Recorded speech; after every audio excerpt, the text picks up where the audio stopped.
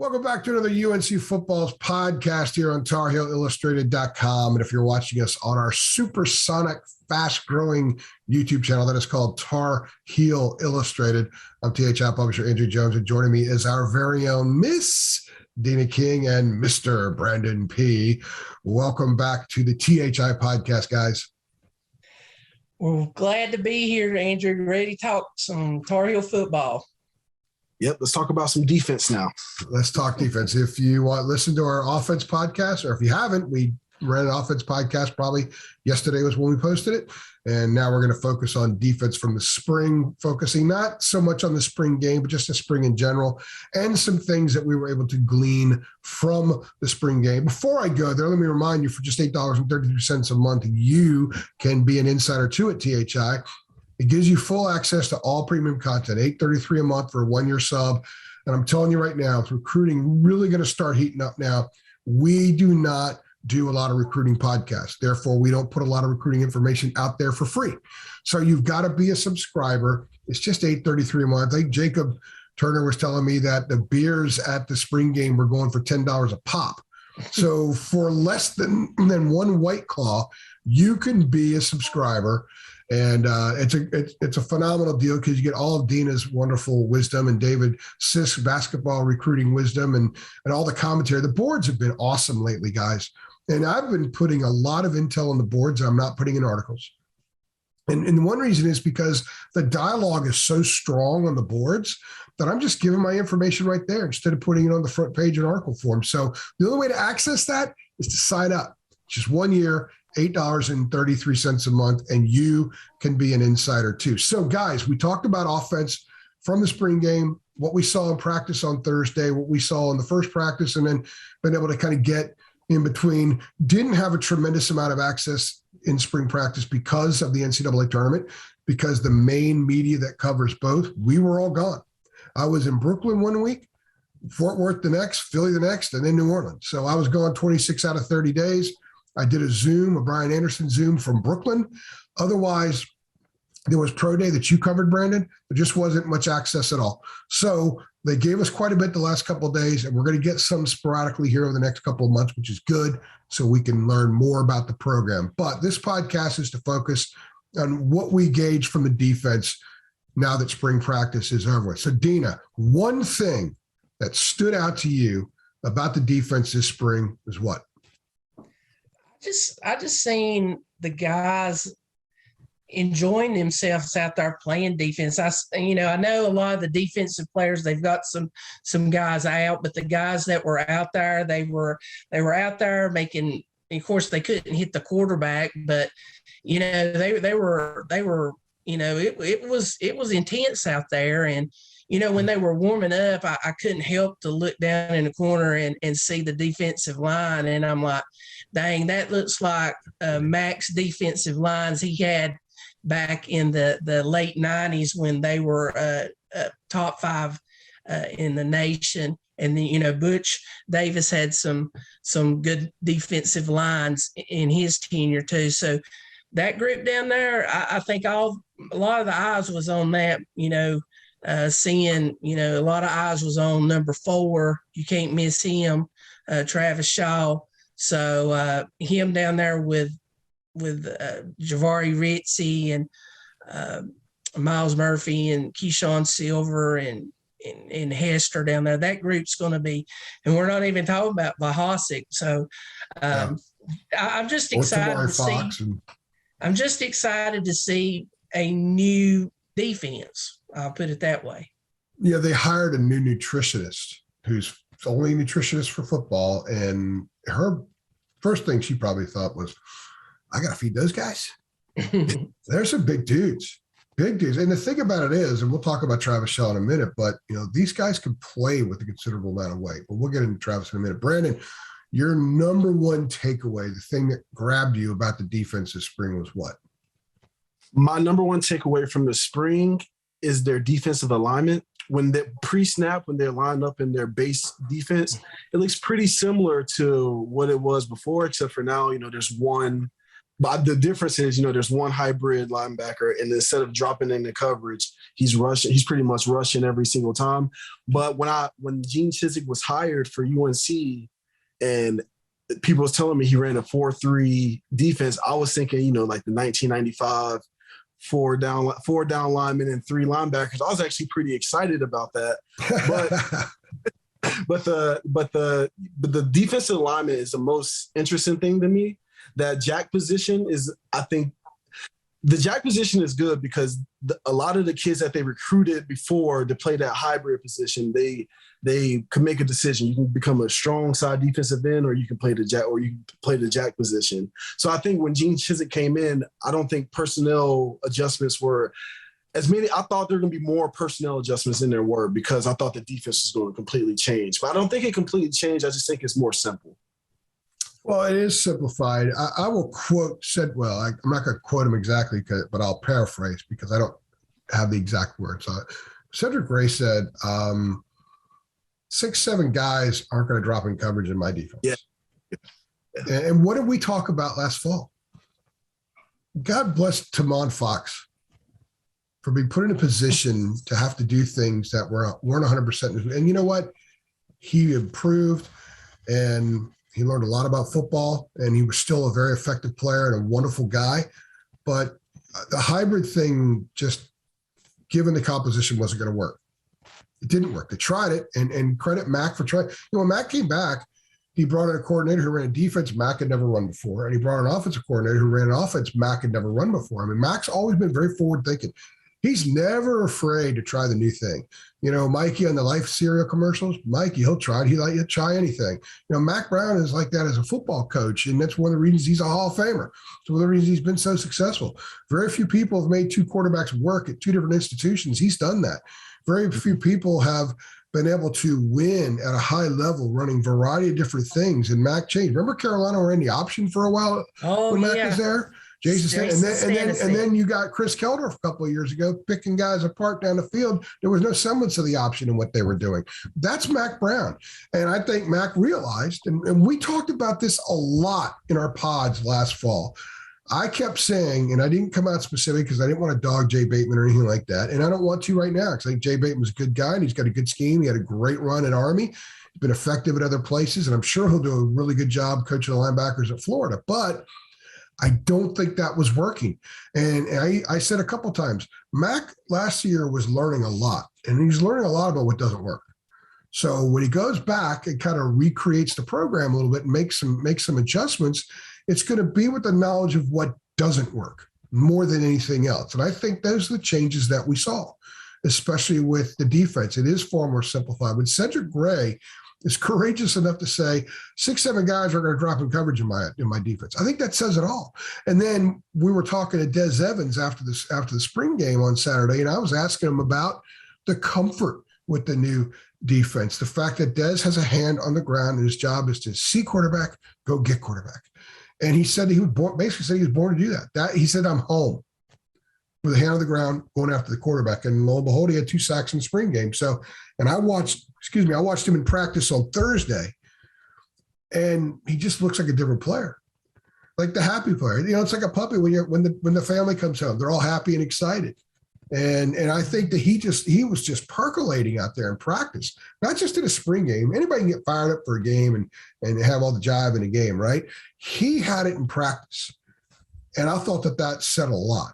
So my takeaway is the simplification that you're talking about, Brandon. And I think the guys in the jack are legitimate jacks now. Noah Taylor, to me, is the perfect jack. And we talked about Corey Gaynor on offense, the impact he's going to have with the offensive line, being the loud guy, being the leader, being the been there, done that before guy. Noah Taylor, I think, could have the exact same impact on the defense. So that was a long reply by AJ there. I kind of went a couple places, but that is my way of agreeing with Brandon. I think it starts with the simplification and everything mushrooms out from there. Yeah, I agree with you with Desmond. I mean, Desmond was, coming out of high school, everybody was like, he had a lot of hype on him, and some of it was unfair. They were comparing him to Julius Peppers coming off the end, being 6'6", 6'7", but it took him a while to learn and to grow. And I just think the word simplify is going to make Desmond into a really good player. I think he's going to have a really good year, go from point X to point Y in a straight line with no detours or going to C and D to get to Y. So I think Desmond is going to be a force on that end, and I'm looking forward to watching him play. And I also think the simplification of the defense, I think we're and me and Andrew were talking again, I don't know. But me and Andrew were talking, and Andrew sometime in the last 8 months, right? Yeah. We're actually talking about basketball, and you were telling me how, like, for a basketball player to go to the NBA, they need to have an elite skill, like one thing that they're good at. And I think the same is true for football. And I think with Gene Chizik simplifying the defense, it will allow all the talented players they have on defense to show that one elite skill that they have that can make them a professional.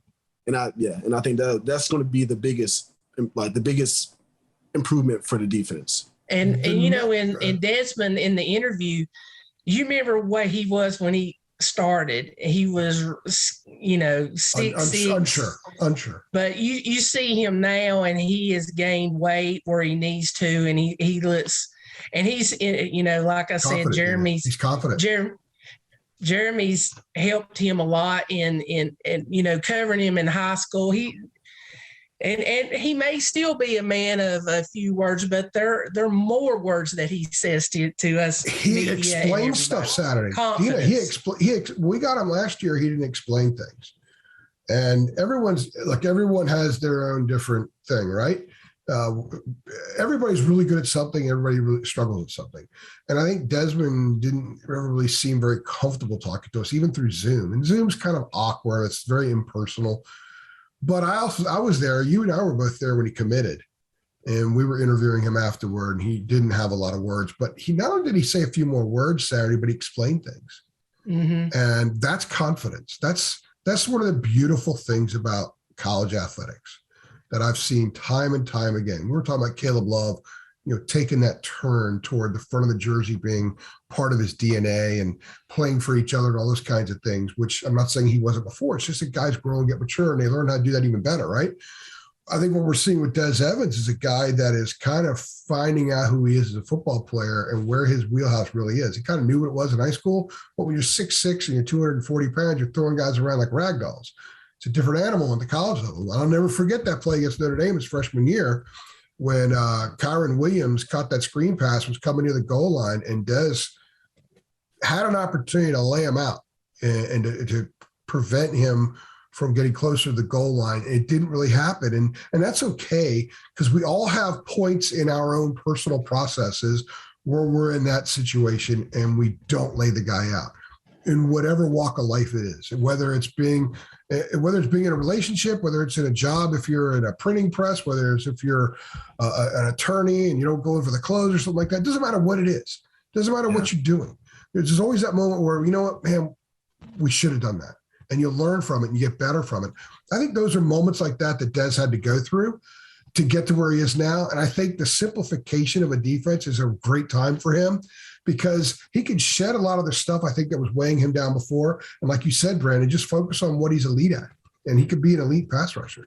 Another thing that I want you guys to talk about as well, which I believe helps, and we've kind of hit on the simplification, but part of the simplification isn't just in the roles, it's in communication. We talked with Cedric Bray about that on Saturday, and there aren't 9 voices communicating 17 different things now. Brandon, what did Cedric say when I asked him about the simplification of the communication process? I think he said it just like there's less people talking, It's just not much. Yeah. There's not much. The ear holes aren't being filled up, all kinds of crazy. When you're in a room and you got 3 people talking to you and you're like, what's going on? I can't hear. You can hear the sounds, but you can't hear the words, right? You can't listen. Yeah. There's going to be less of that on the field. Last year, there were communication issues from the get-go. We saw it all over the field in the first half at Lane Stadium. It was what undid them in Atlanta. Jeremiah Gemmel said afterward they didn't even prepare for the backup quarterback, who was really the starting quarterback. And he also, there were communication issues. When Georgia Tech scored one of their touchdowns on from like the 3 yards out, the ball was snapped at all 11 players on defense. None of them were in snap ready position. None of them. None of them. And that was a growing issue and a point of contention around there last year because it was obvious for some people to see, and others maybe kind of rejected that notion a little bit. And that's one reason why I don't think we did see a little bit of progress in some stretches. I thought the way they defended Kenny Pickett in the second half was really good, but they were so bad in the first half, they put their backs against the wall. So I think the communication issue was a big part of why when things snowballed defensively, they really snowballed. Better communication, less communication, more simplified communication, and roles means those types of things are less likely to happen. Yeah. Yeah, you touched on everything. I think once the communicate. I think last year what we saw, I do think we saw improvements in the communication towards the end of last season. Well, I believe I believe when they play well. I think a common theme last year is when the defense played well. It was because we ran these base defenses and that was it. And I think we heard that a lot from the players after the game. And now I think the whole scheme is going to be built around that theory in itself. Look at the basketball team when they simplified their approach defensively. And remember halftime at Duke, Hubert said, okay, we're just going to guard 1 through 5. Don't make it too complicated. The game is fast. Even though these are ridiculously talented young people who know a lot about what they're doing, they're still young people and they still don't have 30-year-old NFL experience, right? So why make things more difficult? Make them just simplify and especially given the talent that they have. Again, a lot of unproven talent, but talent nonetheless. Let the talent flourish. Let it grow. Don't suffocate it with over-communication and putting them in situations where they have to be aware of 500 things that the offense might do instead of just 5 things.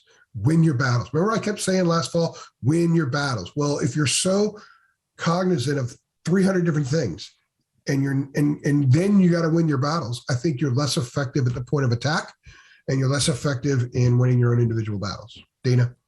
Yeah, I'm going to keep it simple. Let Coach Chizik turn them loose. Let them play with their God-given abilities. I mean, they're Division I football players, and they're very talented. So use their strengths.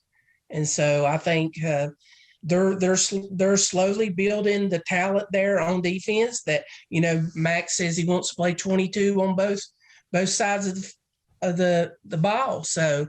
We're seeing some of the young talent develop. We're talking about defense line. When we talk about linebackers, I'm excited about them. There's a lot of young pups in that linebacker group. So just being simple and letting them play. They're athletic. They can make plays. They're there to make plays. So. In our offense podcast, hold on real fast, Brandon, we'll go back to you just to lay right now. In our offense podcast, we kind of went through different position groups. We're not doing that for defense because there were a lot of guys that are going to be on the field in the fall that were not available this spring and did not play in the spring game as well. I saw some of them doing limited drills on Thursday. So I think a lot of people know these names, but we're going to hit on some of the things that stand out more than just the names. We have the whole offseason to get into the names of the guys. So just clarifying, so people are wondering, hey, this is not following the same format that the first one did. So Brandon, go ahead. What you were going to say? Oh, just my last point about the simplification of the defense is I'll say earlier on before Gene Chizik, the conversation with Myles Murphy was like, wow, he's so athletic. He can play anywhere on the defensive line. We can put him here. We can put him there. Yeah. And then yesterday when you asked him, he said, I've only been playing the 3 technique. Only 3 technique. Because Mac told us a few weeks ago he could line up a bunch of different spots, right? Yeah. He can line up outside, he can line up inside, and he's like, I'm only playing 3 technique. I'm like, wow. What did that tell you? Okay, what did that tell you? We haven't actually had this conversation yet. This is as organic as it gets, but what did that tell you, Brandon? If he's only, like, that guy's an NFL dude. Yeah. He's probably their best defensive lineman. And he is multifaceted. He could play a number of spots on the defensive line. He's the one guy there that can he can plug a gap. He can occupy multiple blockers. He can split double teams. He can get to the quarterback. He can make stops at line of scrimmage. He could do a lot of stuff, right? But they only have him playing that one thing right now. What does that tell you? They want to use his talent, put him one-on-one with the guard, and like let's whip them. And then now they have a nose tackle, so it's going to be much harder for that center to come over and help with him. So they're putting him in a 3 technique, and they're going to create a lot of situations where it's just him versus some poor guard that has to try to guard him, to block him one-on-one. To me, it means they I'm have looking dudes. for one. Okay, that's what I was going to say. Exactly. Yeah. That's it. You're both right. You're both right. And no, that's great. I'm glad she said that, and I want her to expand on it right now because you're both right, and that's where I was going. Go ahead, Deana. Like what I said earlier on our defensive podcast, you look down there, you got those dudes now. You got space eaters, and you got guys on the outside, and you got some guys that are versatile, and they got more options. You know, we use the word options in years past with several of our podcasts. So, but Max got some dudes down there now. And you said they're space eaters, but they're mobile. I had a couple of conversations with different people about Travis Shaw. And I'm telling you right now, when I walked into the practice facility and I looked over at Travis Shaw, I just said, holy crap, really? That is one big dude, and he can move. And we were joking yesterday that they had to find britches that would fit him, right? Because he's a huge dude. I'm not making fun of him here. This is all positive stuff. He's enormous. He's bigger than I thought he was. Now he's at 350 and he's got to drop some weight. And I think that the staff probably is really excited about the next few months, whatever Travis checks in at the end of July, whenever they do the weight then, middle of July, whatever it is, they want to see what he weighs. And they're going to learn a lot about his go. What kind of go does he have inside him? Will he drop the weight? Now, I think he could play it. He's at 350 now. And he's quick, and he was doing some stuff, and he was disruptive on Saturday and in practice on Thursday. But I think he can play at 330 because he's athletic. He's lateral. He's got a good first step. He's got great balance. In fact, remember the Jalen Dalton days. Remember they moved Jalen Dalton inside. And Jalen's a little taller than Travis, but still, I'm making a point here. They moved Jalen inside, and he struggled because he said he had a tough time getting his butt down when he was in a stance. He was usually in a 3-point stance, right? Jenna got a photo of Travis that I think I tweeted out of Travis in a 3-point stance during warmups. And he's like a giant boulder down to the ground. He's already low. Jalen openly talked about how, sometimes guys get up into me, and Brandon is an offensive lineman, you get up into a defensive lineman, you can turn wherever you want, no matter how big they are. But Travis is already low. He's already low at 350. Getting down is not an issue for him. So he's going to be at 330. He's going to be laterally quick. Whatever gap he needs to do, whatever assignments they're going to have for him eventually down the road, he's going to be able to handle. They love his potential, guys. I'm telling you. And it's not just, he's a 5-star guy. They don't care about that. They absolutely love his potential. He's making Keyshawn Silver better, by the way. He's making Javari better, and Miles Murphy. I mean, he's making the guys on the other side of the line better too. Yeah, but just you're talking about the dudes. That. So yeah, you're talking about the dudes. You're talking about the dudes at the defensive line. They got to stop the run on first down. Mac has said multiple times they got to stop the run on first down. They're closer to having the kind of guys they need to do that than they have been at any time in a long time. And now they're still young, just like we were saying with the offense. They're still young. I think Miles Murphy's a proven guy. He was all conference last year.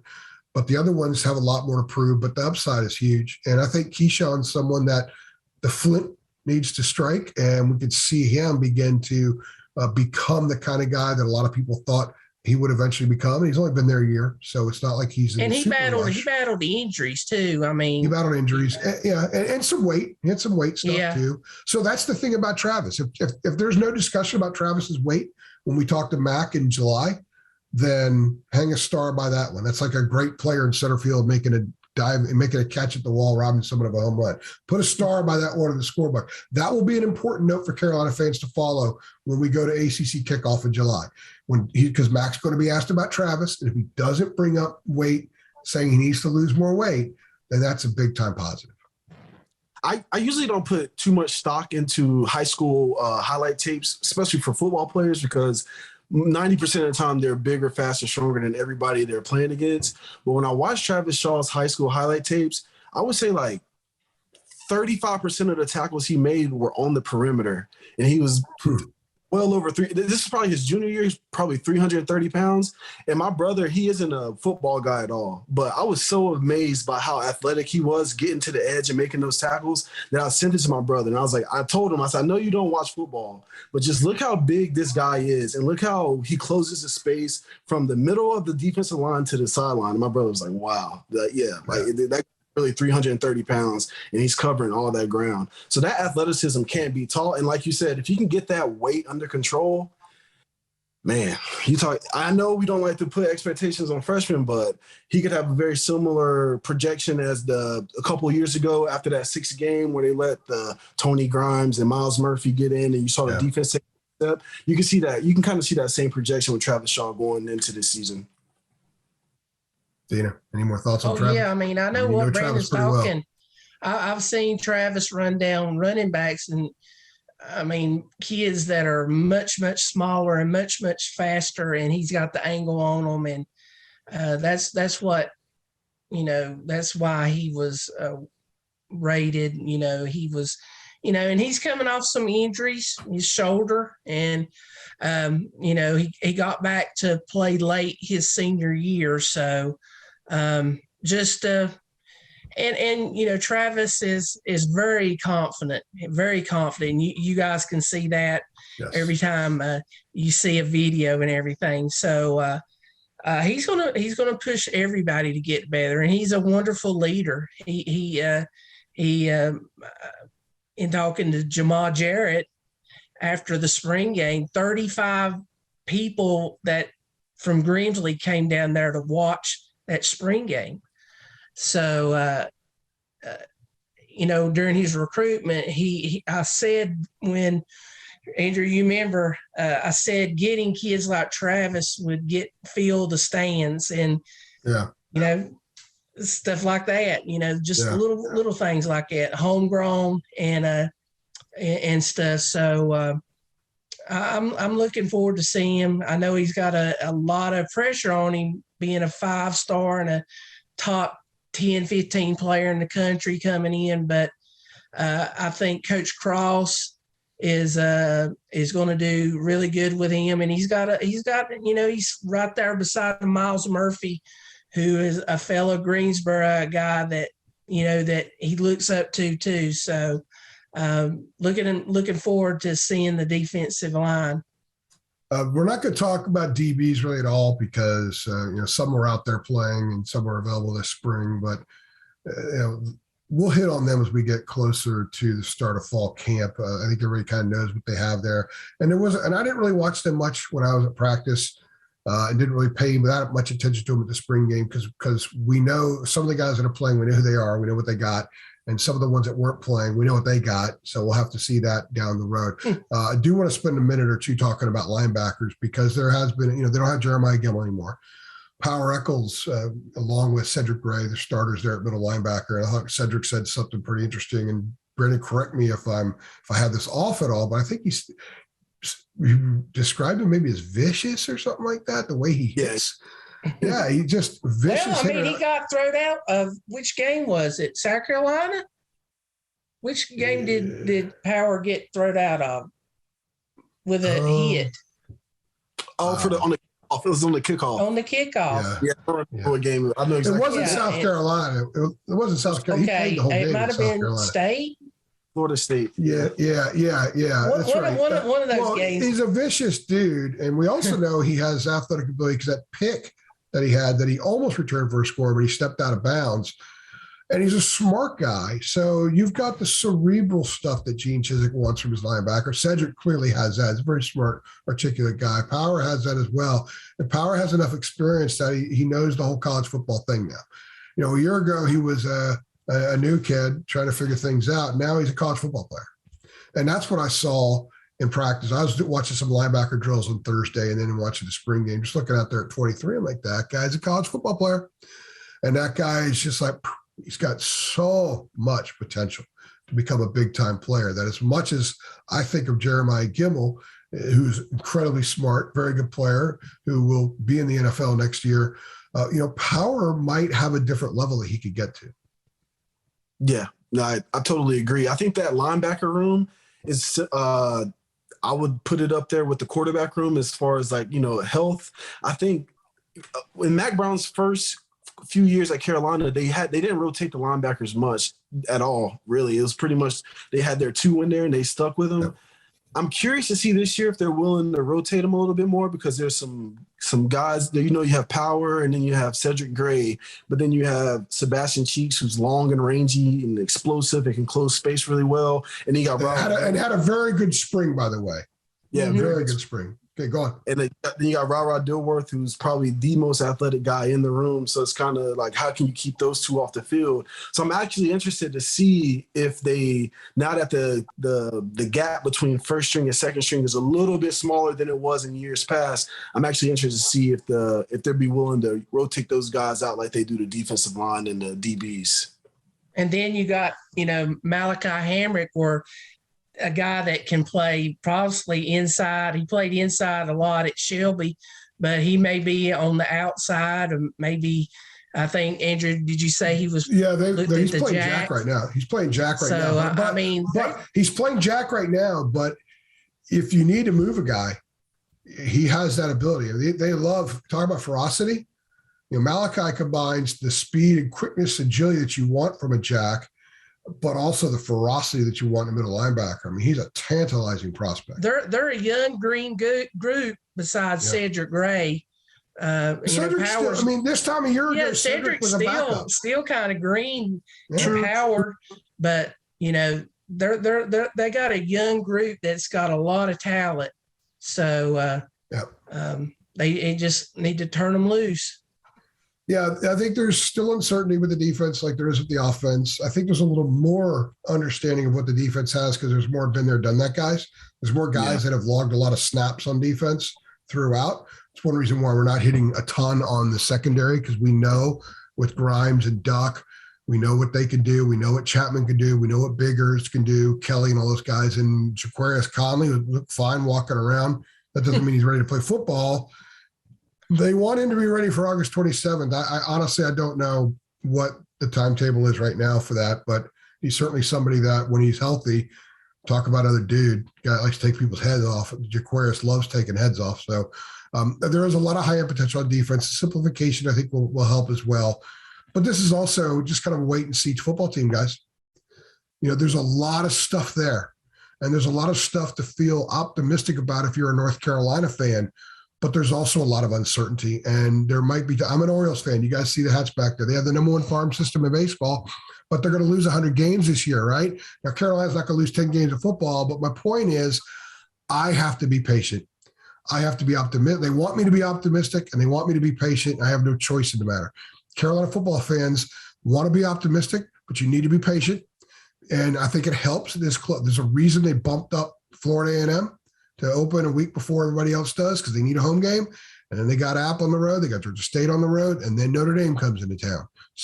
So they need those games to be in position to maybe land something against Notre Dame that could springboard a season. We'll have to wait and see. So there's plenty of reason for optimism, but you also have to be patient because this still is going to be a process.